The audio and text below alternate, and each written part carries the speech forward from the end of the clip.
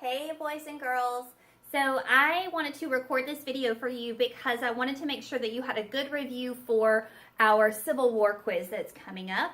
And so I'm going to record this in 3 parts. We're going to start off with the causes of the Civil War. That would be the first video to watch. Then I'm going to take you through a timeline, which you can see over here in red. That will be a second video. And then the third video will be the important people of the Civil War, which you will definitely want to review in preparation for your Civil War quiz. So to start off with, let's talk about the causes of the Civil War. So we talked about the fact that there were really 2 major causes of the American Civil War, and those would be slavery and states' rights. And those 2 things really go hand in hand because really the southern states are complaining that they think that they should have the right to own slaves.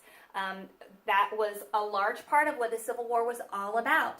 We spent a good bit of time, several days, talking about slavery and all of kind of the ugly truth about slavery, how slaves were treated, how they had to work from sun up to sundown many times, how they didn't really get proper nutrition and good food. They got 1 or 2 outfits to wear for a whole year. Their living conditions weren't great, and how they were often mistreated. So there were many people in our country at that time in history that thought slavery was a terrible thing. And then there were also many people, particularly in the South, that thought that slavery was necessary for their way of life. And then there were some people that just didn't really know a lot about slavery, which we'll talk more about in a few minutes. So, continuing with the causes of the Civil War, Uncle Tom's Cabin, speaking of the people that didn't really know much about slavery, Uncle Tom's Cabin really brought that to life.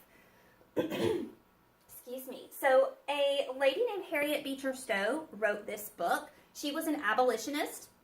Hopefully you remember what an abolitionist is. Someone that is against slavery.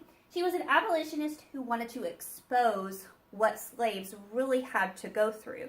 And she wrote this kind of from the perspective of many different slaves that she talked to over the years. And it was an eye-opener for a lot of people that didn't really know about the horrors of slavery. And it really brought more people in the North on board with the Civil War, and maybe even some people in the South.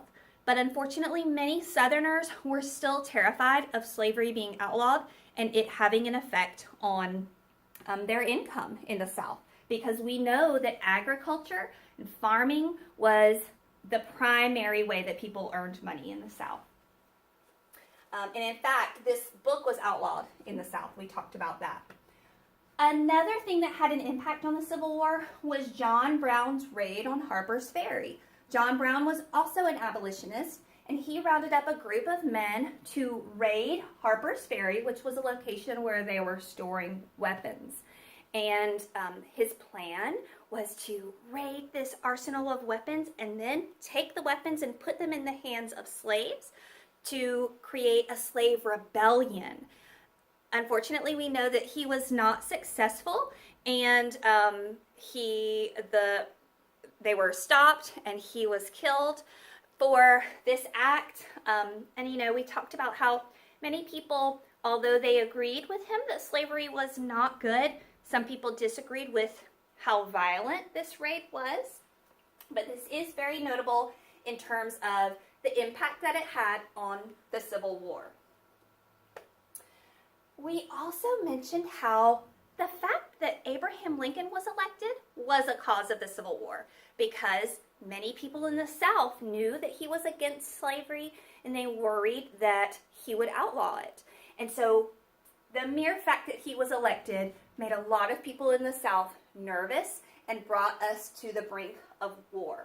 And really it brought us to states secession.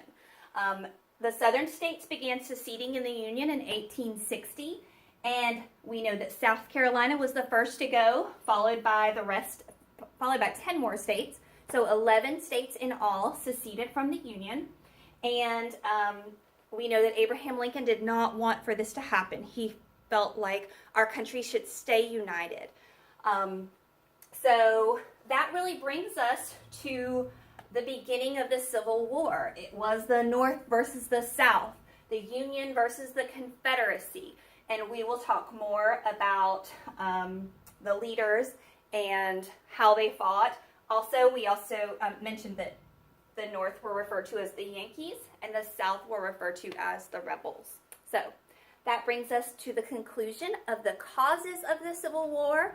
Hopefully you remember all of these important things leading up to that event. Okay, check in on the next video about the timeline of the Civil War.